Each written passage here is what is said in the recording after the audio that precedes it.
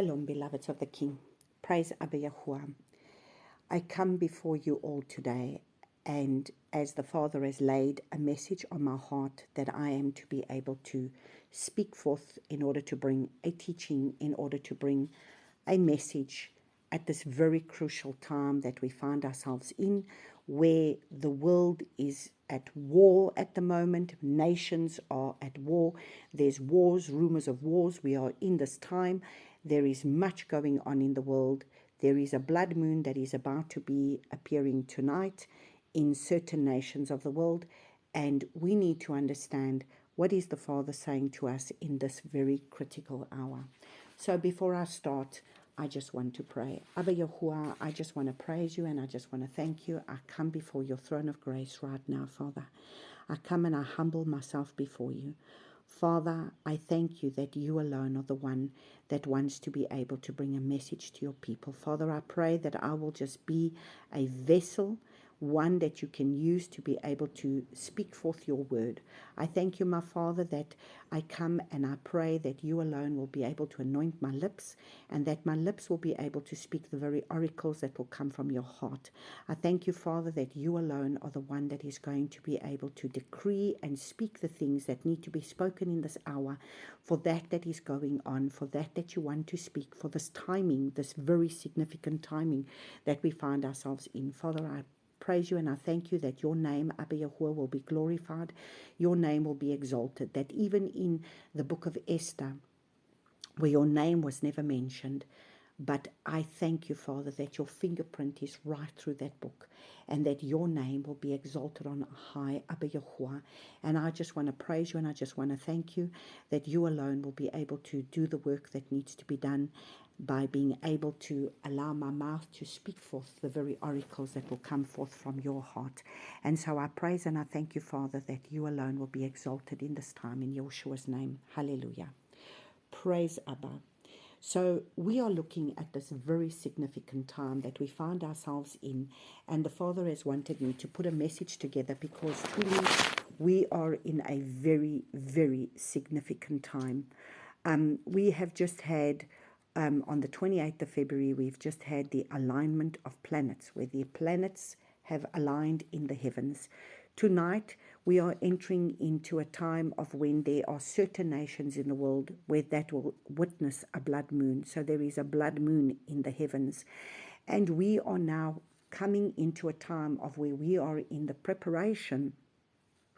preparing ourselves for our new year and also for our spring feasts, for Passover, for first fruits, and then to be able to prepare ourselves with our unleavened bread, and then having to be able to start the counting of the Omer leading up to Shavuot. So we are in a significant time, and we are in this month of Adar, and we know that the month of Adar is a month of preparation, and it is a month of victory.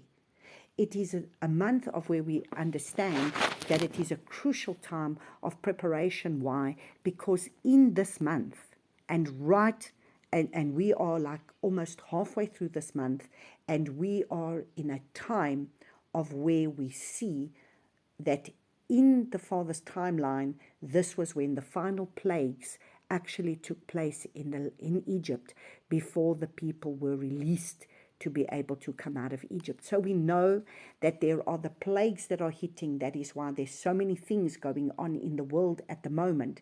But what is it that the Father is requiring of us? What is the Father saying to those that are the believers, those that are to know his heartbeat, those that are to understand what he's saying, those that are to understand where are we in this time, those that need to have their finger on the pulse of time, but their ear at the heart of the Father. So Father has really been speaking to me for the last more than a week where he has really been speaking to me about an alignment of time and the time that we find ourselves in, and what is the significance of this alignment of time. Because what is important is that we need to align with what he's doing. We need to align with what he's saying. Yes, many things are going on in the world at the moment, and our time now is not to be looking at this in order to be able to fear, in order to be able to go into a place of fear. Instead, this is a month where we should have joy, and we have the strength of Yahuah to be able to help us, that even though we are wrestling, we need to be able to find our battles. We need to conquer our physical battles, our spiritual battles. This is a month of when we really need to overcome. Why? Because this is a month, the month of Adar is the deer. And the deer has the ability to leap over the obstacles that are there. The deer is the one that is able to come and drink from that water, where we are drinking from the presence of the Father in this month. And we need to overcome any fear that is there, and we need to be able to have the hinds feet on high places in order to walk on those high places, to be seated with the Father in the high places, and to be able to pant for the living water that he wants to give us, so that in the time of turmoil we are seated in the heavenly places with the Father, drinking from his hand. Because this is a time that we need to find ourselves, we need to find strength in him. So when the nations of the world will be going into this great turmoil and distress, we are to find our strength in him and him alone. And so we need to understand that this month, and this is the season and the time that we are in, and this is exactly what I'm wanting to be able to speak about, and that is this month, that at the middle of this month, we are to be able to understand the very story of Esther. And this is when Esther was able to find favor with the king. It's a time of preparation. It's a time of fasting. It's a time of prayer. It's a time of seeking Abba Yahuah's face. It's not a time to be discouraged. It's not a time to be in fear. It's not a time to be in stress, but it's a time to find ourselves fasting, praying, seeking Abba Yahuah's face, because through that faith, we are able to defeat the enemies. We can defeat the Hamans that would want to come and take us out in this time of our preparation. And we need to understand that this month is the 12th month, and the 12th month is really about governmental perfection and divine selection. And the Father is having to be able to look at mankind at the moment, look at his people, and see, where are we when the shaking starts to happen? For long we've been speaking about the shaking is going to come. There's a great shaking coming upon the earth. But where do we stand in when the shaking starts to come? So we've got to align with the Father's order. We've got to align ourselves with him. And because at this point in time, we are preparing ourselves with this apostolic call that he wants to call us into, to be able to start coming into destiny, to be able to start coming into the fulfillment and the fullness of the things that he has prepared for us. And so we need to understand that we need to be able to walk in that fuller authority that is spoken of by the letter Lamed, because the letter Lamed is the letter of authority. It's the letter of the shepherd's staff. And even as that scepter was stretched out to Esther to give divine direction, we need to be able to understand the divine direction that the Father wants to give us in the season and in the time that we find ourselves in. Beloveds, now is an hour that we need to stand up. Now is an hour that we need to raise up. And so we must understand, Adar is a time when it presents itself at a critical time. Why? Because it's our spiritual preparation. We have to overcome any obstacles and we have to align with the Father's purposes and plans because we are wanting to position ourselves for that which is about to happen over the next few months that's going to come upon the earth. We need to now prepare ourselves. Beloveds, now is the hour that we need to prepare ourselves because there's great destruction that is on our doorstep.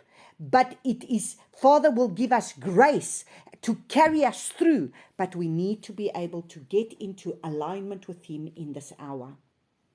And so this time that we are finding ourselves in is calling us to intentional prayer. It is calling us into fasting. It's calling us to be able to seek Abba Yahuah's face as we prepare ourselves to come into this new year.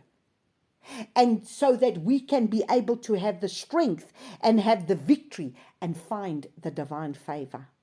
And so we've got to understand that there is wrestling going on because we need a breakthrough. We need to break out of all those things that are still holding us captive and bound by our flesh, by mindsets, by things that are there in our lives that we need to be able to set ourselves free from. And so we've got to understand that this is a time where the Father is calling us to come higher, to be able to walk with Him on the high places, just like the deer, just like this month, because it's Naphtali that needs to go high on the high places, and we need to be able to be there to transition ourselves, preparing ourselves for this transitioning into the new season that we're going to go into. And in order for us to do that, we truly need to be able to understand what is the season and the time that we find ourselves in. And the Father said that He's wanted me to be able to do this teaching today, because today is the 13th of Adar. And what is the significance of the 13th of Adar in the Word? And this is what we've got to look at. So in order to be able to look at the 13th of Adar and the significance of it, and what is the significance of the 14th, and what is the significance of the 15th, what is it that happened in history in this time that we can stand before the Father and that we can too come before Him on an alignment of time where we understand that this was the time of when the plagues, the last plagues, hit the Egyptians. And history repeats itself. And now we are standing in a time that exactly at this timing, we see war happening in many nations at the moment. And where do we stand in the midst of all of this? And so that is why I want to take you back to a time in Shushan, in Persia, for a woman called Esther and the Book of Esther. This is a time now, if you are not reading the Book of Esther, it would be a very good time for you to take out the Book of Esther and read the Book of Esther. Because there is, even though the Father's name is not mentioned, but there is so much that we can glean from this book. It starts off with the king having to be able to send out a decree because the Queen Vashti did not want to appear before him. She rebelled against him, and therefore he sent out a decree looking for a new queen. And so we can look at that as the fact that there's coming a time when there will be there's those that will be rebelling against the Father, and the Father will say, I am going to select for myself a set-apart bride, one that is going to do what is on my heart, one that is going to be able to follow me. Just like He had the changing of the guard, that He changed the kings, that when it was the priests, He did away with Eli and his dynasty and his order and brought about Samuel. And then He had kings, and He brought down evil Saul and raised up David. And so we see a changing of the guard that has taken place. And Esther is again in line with that changing of the guard, that there was a rebellious Vashti that wouldn't stand before the king, that didn't want to come before him, that said, I'm not going to come before him. She had got to the place of where she had become so arrogant and so prideful in herself because she was the king's queen, that she was not able to know, she thought she had the authority to be able to do as she pleased. And this is why in this time we need to come before the Father and stand before him and say, is that where I am as his bride? Am I in that place where I've become so arrogant, puffed up, filled with pride, that I'm not willing to be able to come and humble myself before him and seek his face and find what it is that's pleasing him? And so that is why we need to be able to understand that just in the beginning, we already see that there is a changing of the guard. There is a queen that is being stripped, which is rebellious and filled with pride. And there is one that is going to raise up, that's going to have to be one that is humble, one that Haggai, the eunuch, takes her under his wing and is going to coach her and is going to teach her. And she's not going to stand there with arrogance and pride, but she's going to be humble enough to allow herself to be able to be equipped by Haggai because of the position that she was going to have to take. And even though she came into that palace, she hid her identity. Well, that is another name for the name of Esther. I know that Esther means star, one who shines, one who's going to stand out, one who's going to shine, and a star. But the other name for Esther is also hidden one. So in Hebrew, it's known as a hidden one. She was one that was hidden in the palace. And so she comes into this palace as one who is humble, one who is wanting to please the king, one who fell in love with the king. And this is why the story of Esther today just really grabbed my heart, because at the end of the day, Esther didn't come into that palace because she just had to fulfill some kind of duties. She came into that palace and she fell in love with this king. She came by force. She was chosen because of her beauty. But in the end, she came and humbled herself and came to serve the king and came to love the king. Now, is that the kind of bride that we are in the hour that we're in? Do we serve him like Vashti, that felt that, well, she was the queen, she was beautiful, and she just had to have a position of serving. And when she felt like not serving, she didn't serve. Did she lose that place? Did she lose that first love in her heart? So today, the Father wants to bring us back into that place of understanding. Are you still in that place of first love with the Father? Are you still in that place where you are in love with your King? That it's not that you serve him out of duty, serve him out of all the things that are there, but serve him because you love him. And that makes all the difference to this Esther. Esther comes into the palace and Esther is there, and all she wants to do is serve the king. But unfortunately, in this palace, there are people there that will be filled with arrogance and pride. And there is always evil people that raise themselves up in arrogance and pride that will want to annihilate the people of the Father. And so we have an evil devil. And I'm not even going to just bring this message as being able to focus on the Jewish people and Haman. But the fact that we've got to understand that we have our own enemies as the children of the Father. As long as we are his children, we will always be fighting an enemy of our hearts, of our souls, of our minds, and of our bodies, because we have an enemy that wants to annihilate us and destroy us, because this enemy doesn't want us to serve the Father wholeheartedly. So we are going to have a little bit at looking at the story of Queen Esther, and we are going to look at, so there's Haman who gets put in a position of power with the king, and he gets put in a position of power. And then there is Mordecai, and Mordecai is Esther's uncle, who is the one that, even though Esther's gone into the palace, Mordecai was one that was always at the city gates. He was at the gates. He was at the palace gates. He was always listening. He was sitting as an advisor, and he was listening to everything that was going on at the city gates. And because he was very much involved, because he was still being there, looking after his beloved Esther that had gone into the palace. And so when you get to Esther chapter 3 from verse 3, it says, "And the sovereign servants who were in the sovereign's gate said to Mordecai, 'Why do you disobey the sovereign's command?'" So what happened was, all of a sudden, Haman gets elated to the one that is under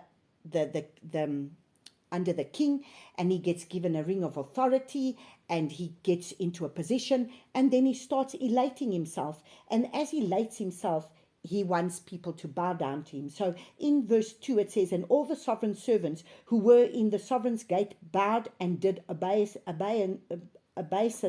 to Haman, for so the sovereign had commanded concerning him. But Mordecai would not bow or do obeisance." So we've got to understand, who are we going to bow to?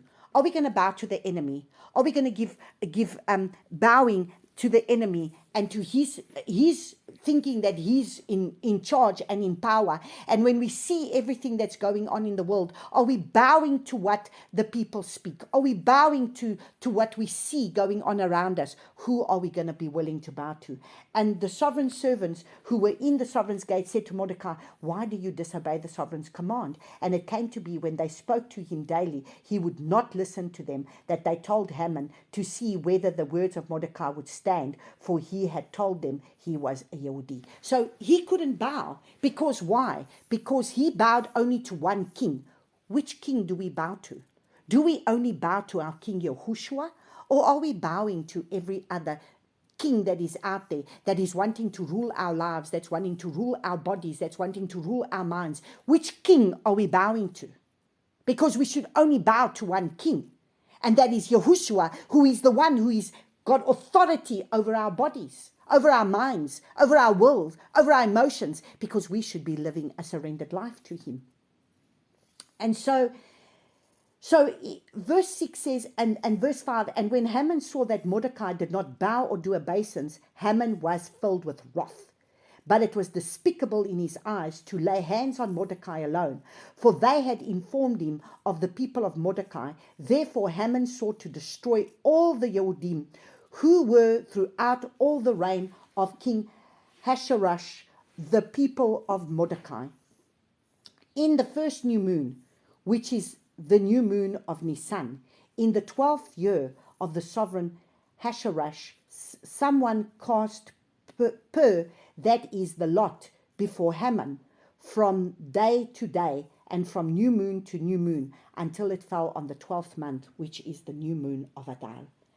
Haman then told sovereign Xerxes, "Where is a certain people scattered and dispersed among the people in all the provinces of your reign, whose laws are different from all people, and they do not do the sovereign's laws. Therefore it is not in the sovereign's interest to let them remain.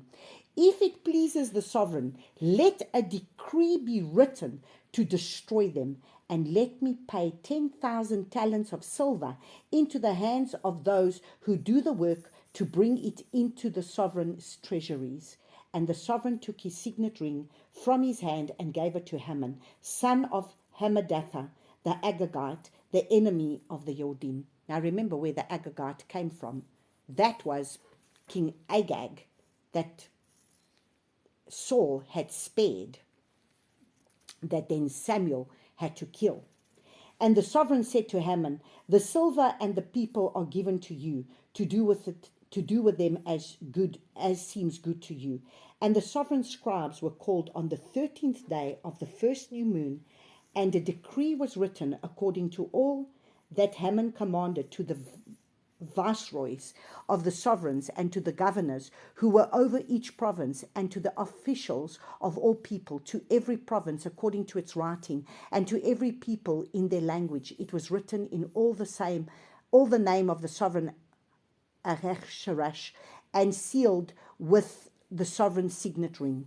And the letters were sent by the runners into all the sovereign's provinces to cut off, to kill, to destroy all the Yehudim, both young and old, little children and women, in one day, on the 13th day of the 12th new moon, which is the new moon of Adar, and to plunder their possessions. So, beloveds, this is the day that we are in today. Today is the 13th day of the new moon of Adar, of the month of Adar, and today is the 13th day according to the Father's new moon calendar. And we have to understand that there are decrees that the enemy wants to destroy Father's people. This is a decree that goes out, that came over the Jewish people, but understand we are the Father's people, and we still have Hamans in our lives that want to destroy us. A copy of the writing to be made law in every province was published for all the people to be ready for that day. The runners went out, hastened by the sovereign's command, and the decree was given out in the citadel of Shushan.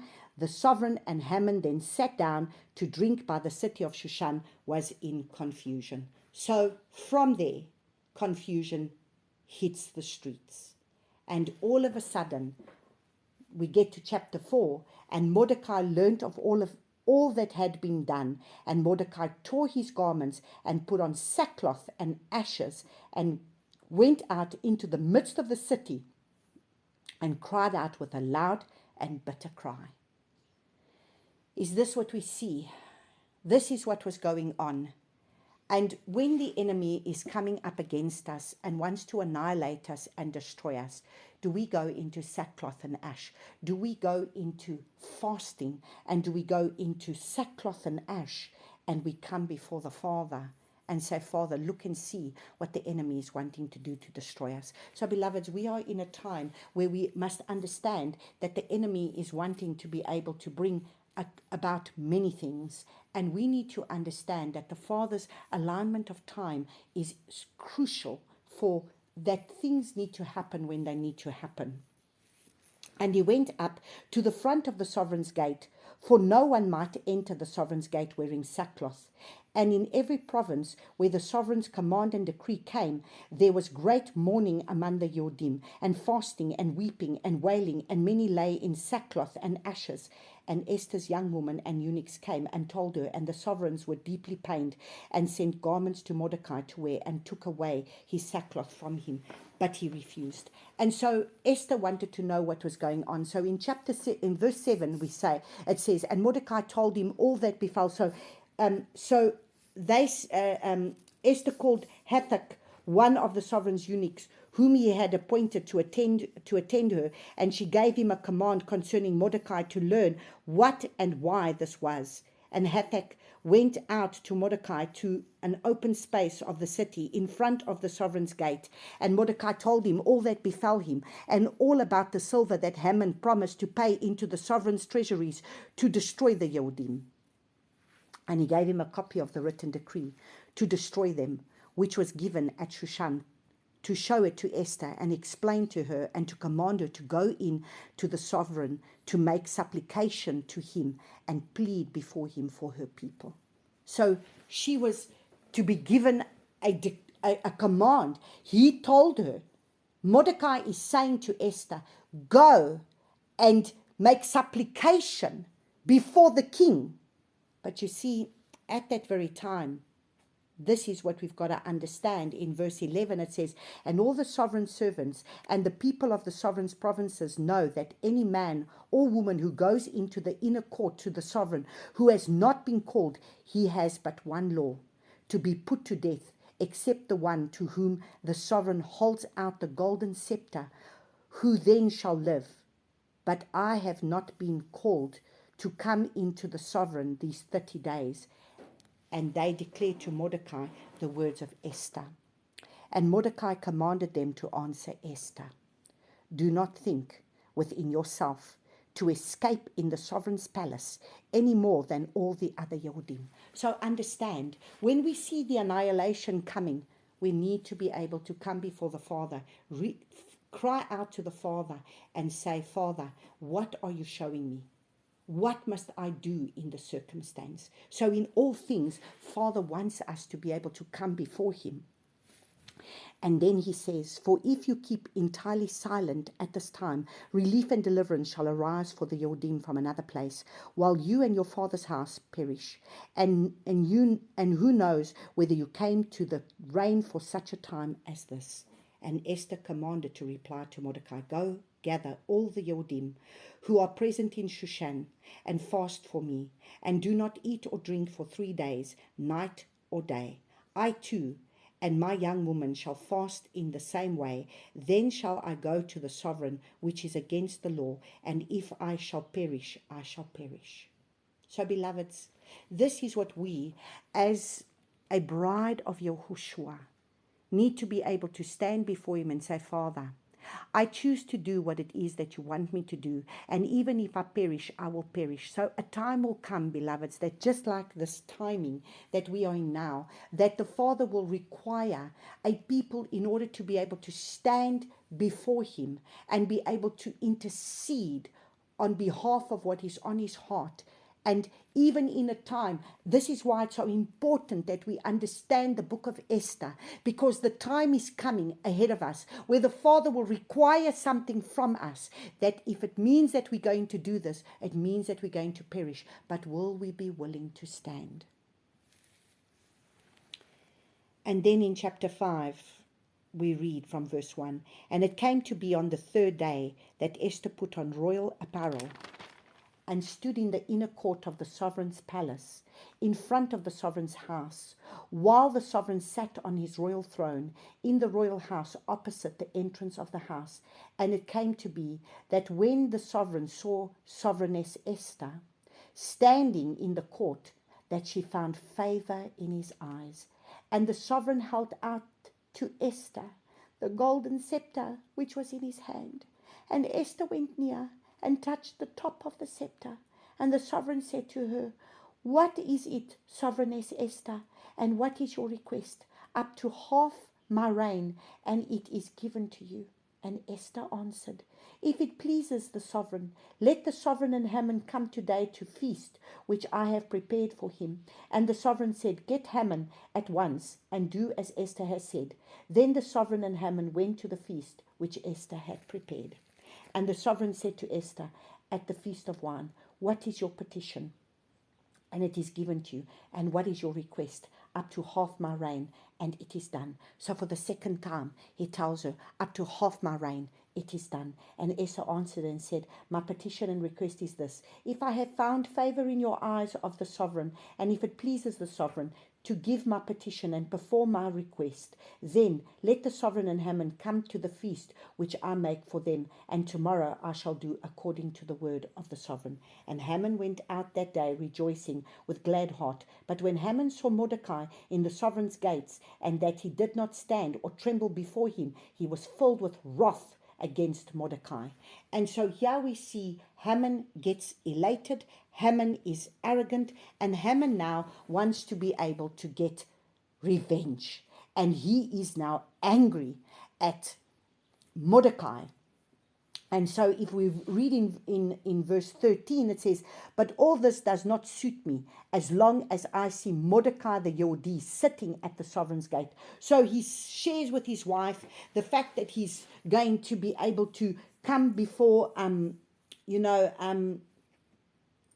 he's going to come before Esther, and that he was invited to go for a banquet with Queen Esther and the king. But this doesn't satisfy him, because why? There's bitterness in his heart. There is a bitterness. There are bitterness in people's hearts that want to see people killed. And that is why the Father is wanting to be able to get us to a place of where we look deep within our hearts and see that there be no bitterness within us. There be no unforgiveness towards us. There be no envy. There be no jealousy. There be nothing of that within our hearts, because that jealousy that bitterness that will want to be able to bring death to people. And so this is now when his wife tells him to make a wooden structure, and she is to be able to make like a gallows. It's a wooden structure to hang Mordecai on there. And this is what Haman is going to be able to do. Then in chapter 6, the king is not able to sleep. And in the time that he's not able to sleep, he is going to be able to look through the annals, the books that have been given, and all of a sudden he reads a story about the fact that there was a plot that was done, that he was supposed to be killed. Mordecai was sitting at the palace gates, heard of the plot, and you see how important it is that not just Esther's need to arise, but also Mordecai's need to arise, that have their ears open to hear what are the plans going on. They are the ones that are the seers that need to hear. What are the plans? What are the plots? What are the things going on? Mordecai had his finger on the pulse of time. He knew exactly what were the plans and the things that were going on. And through this, he was able to bring the message to Esther, that was then able to give the message so that the king could have been spared from the plot that was being plotted to be able to kill him. And so all of this was written in the books. And when this was written in the books, all of a sudden, the king says, but was anything done for this man? And nothing was done for this man. And that is when he calls Haman and says, what would you do for a man that has been, that has done something really wonderful for the king? And what would you do? And he says to parade him with his gowns. And so Haman thought it was him that was going to be paraded. Meantime, it was Mordecai that was paraded. And so in chapter 6, verse 11, it says, and Haman took the robe and the horse and robed Mordecai and led him on the horseback through the city square and proclaimed before him, thus it is done to the man the sovereign delights to value. So here the father starts to raise up Mordecai. And then in verse 13, something very interesting gets spoken by Haman's wife.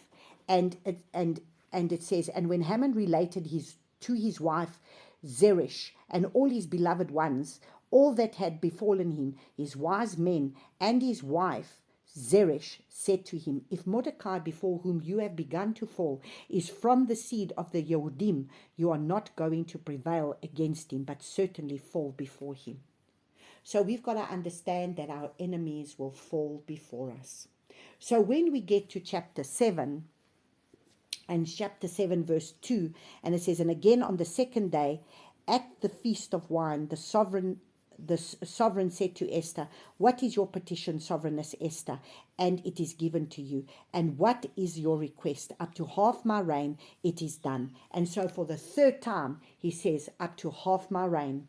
And so we've got to understand, third day before the Father is very important. On the third day, he's going to raise up his people. And the sovereigness Esther answered and said, if I have found favor in your eyes, O sovereign, and if it pleases the sovereign, let my life be given me at my petition and my people at my request. For we have been sold, my people and I, to be cut off, to be killed and to be destroyed. And if you have, and if we had been sold as male and female slaves, I would have kept silent, although the adversary could not make up for the sovereign's loss. Then the sovereign Ahasuerus asked sovereigness Esther, who is he and where is he whose heart is set to do so? And Esther said, the adversary and enemy is the evil Haman. Then Haman was afraid before the sovereign and sovereigness, and the sovereign, arising in his wrath from the feast of wine, went into the palace garden, and Haman remained before sovereigness Esther, pleading for his life, for he saw that the evil had been decided against him by the sovereign. So here we see then eventually he gets hung on the very gallows. So on that which the enemy has plotted for you, there is a divine reversal that needs to happen. The enemy that wants to take us out, the enemy that wants to destroy us, the Father wants to destroy the very enemy that is wanting to be able to destroy our lives, to be able to keep us bound and captive in our flesh, man, in our mind, in our will, in our emotions, in our lives, in the circumstances around us, be it in your workplace, be it whatever. The very gallows that the enemy has laid out for you the Father wants to bring a divine reversal for that. And this is why we need to understand the story. And so we look at chapter 8, and in chapter 8, on the day the sovereign gave sovereigness Esther the house of Haman and the adversary of Yehudim, and Mordecai came before the sovereign, for Esther had explained what he was to her. And the sovereign took off his ring, which he had taken from Haman, and gave it to Mordecai. And Esther appointed Mordecai over the house of Haman. And Esther spoke to the sovereign again, and fell down at his feet, and begged him with tears to put an end to the evil of Haman the Agagite, and his plot which he had plotted against the Yehudim. And the sovereign held out the golden scepter towards Esther. And Esther arose and stood before the sovereign and said, if it pleases the sovereign, and if I have found favor in his sight, and I am pleasing in his eyes, let it be written to bring back the letters, the plot by Haman, son of the Hammedatha the Agagite, which he wrote to destroy the Yehudim who are in all of the sovereign's provinces. So, for how could I bear to see the evil coming to my people? Or how could I bear to see the destruction of my relatives? And the sovereign Hachashverosh said to the sovereigness Esther and Mordecai the Yehudi, look, I have given Esther the house of Haman, and they have hung him on the wooden structure because he laid his hand on the Yehudim. Now, you write on behalf of the Yehudim, as it pleases you, in the sovereign's name, and seal it with the sovereign's signet ring. For a letter which is written in the sovereign's name and sealed with the sovereign's signet ring, no one turns back. So the sovereign scribes were called at that time in the 3rd new moon, which is the new moon of Svan, on the 23rd day, and it was written according to all that Mordecai commanded to the Yehudim, and to the viceroys, and to the governors, and to the princes of the provinces, from India to Cush, and 127 provinces, to every province in its own writing, to every people in their own language, and to the Yehudim in their own writing and in their own language. And he wrote in the name of the sovereign. Verse 11, the sovereign was granted to the sovereign has granted to the Yehudim, who were in every city, to be assembled and stand for their lives, to cut off, to kill, to destroy all the power of the people, all the province that would distress them, little children and women, and to plunder their possessions on one day in all the provinces of the sovereign Ahasuerus. On the 13th day of the 12th new moon, which is in the new moon of Adar, the copy of the writing to be made law in every province was announced to all the peoples, so that the Yehudim would be ready on that day to be avenged on their enemies. So a divine reversal was done on this day. So on this day, on the 13th of the month of Adar, there was a divine reversal of an evil decree that went out to destroy all the Jewish people. A decree went forth. Now, we stand, and is it only for the Jewish people, or does the same enemy, that is Haman, the same enemy that is wanting to stand against the Father's people, us included, it's an evil devil that is wanting to stand against us and annihilate us. And so in chapter 9, in verses 1, it says, and in the 12th new moon, that is the new moon of Adar, on the 13th day, when the sovereign's command and his decree came to be done, on the day that the enemies of the Yehudim had waited to overpower them, it turned around so that the Yehudim overpowered those who hated them. So there is the divine reversal, that the Father gives them the power to divinely reverse that which was done, where an evil decree had gone out to bring destruction upon the Father's people. And so we, as his people, in this very significant time in the earth, we need to hear very clearly what is the Father saying in this hour, so that we can intercede. And especially when there is a blood moon that is going to come forth, and the blood moon is normally judgment that is going to be able to go forth. So when we read in let's just read verse 2. And the Yodim assembled in their cities throughout all the provinces of the sovereign Ahasuerus to lay hands on those who sought their evil.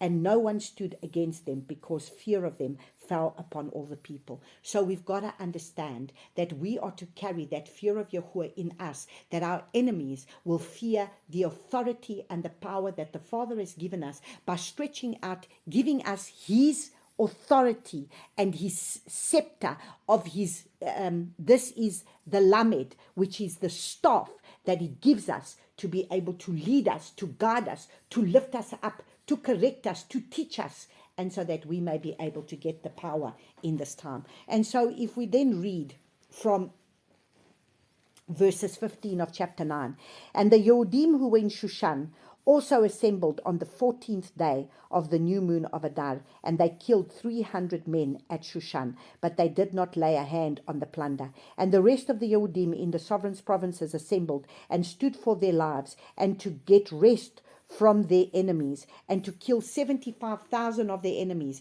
but they did not lay a hand on the plunder. That was on the 13th day of the new moon of Adar. And on the 14th they requested it and made it a day of feasting and gladness. But the Yehudim who were in Shushan assembled on the 13th day as well as on the 14th day, and on the 15th they rested in it and made it a day of feasting and gladness. Therefore the Yehudim of the villages who dwelt in the unwalled towns were making the 14th day of the new moon of Adar a good day of gladness and feasting, and for sending portions to one another. And then if we look, and Mordecai wrote these matters and sent letters to all the Yodim who were in all the provinces of the sovereign Ahasuerus, both near and far, to establish among them to perform the 14th and the 15th days of the new moon of Adar yearly, as the days on which the Yodim had rest from their enemies, as the new moon which was turned from sorrow to joy for them, and from mourning was turned to joy for them, and from mourning to a good day, and they should make them days of feasting and joy, of sending portions to one another and gifts to the poor. So this is what we see. So therefore, if you get to verse 26, it says, therefore, they called these days Purim, after the name Pur, because that's what they were doing, casting lots, and that was the Pur. So they call it Purim. Therefore, because of all the words of this letter that they had seen concerning this matter and what had come upon them, the Yodim established and imposed it upon themselves and upon their seed and all who should join them, that without fail they should perform these 2 days every year according to their writing and at their appointed time, and that these days should be remembered and performed throughout every generation, every clan, every province, and every city, that these days of Purim should not fail from among the Yodim, and that the remembrance of them should not cease from their seed. So we see that this is a day that the Jewish people celebrate as Purim.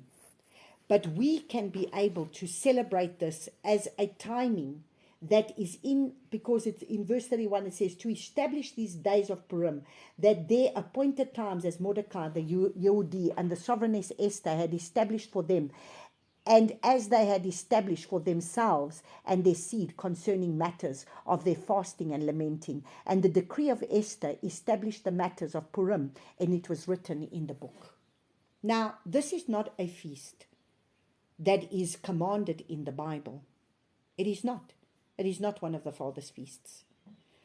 But this is a time where we can stand before the Father as the Mordecais, as the Esthers, to be able to come before the Father and to be able to align with Abba Yahuah and his timeline, to be able to align with his people. And we are grafted into that covenant with his people because we are part of those people, to be able to stand with the Father and to say, I'm not interested in how Israel celebrates this time, because they make it very evil in their costumes that they wear, in the drunkenness that they do. This is not what it's about. It's about us being able to come and stand before the Father, in being able to come before Him and understanding that we are in a season, in a time, in a 12th month where we are leading ourselves up in a time of Adar, where we are supposed to have joy, where we are supposed to be able to come into a place of where we are to conquer the spiritual battles, so that we can prepare ourselves for the new moon of the new month, of the new year, and to prepare ourselves for our Passover, that we can truly pass over and come into the promised land of what the Father wants. So to me, I'm seeing this as an important time, of a time that we can stand before the Father when we are about to enter into a time of where we are about to see a blood moon, and we can stand in the gap on behalf of the people of the world and be able to stand in the gap and say, Father, will you have mercy on the judgments that you want to unleash? Will in your mercy, will you remember, in your judgment, will you remember mercy?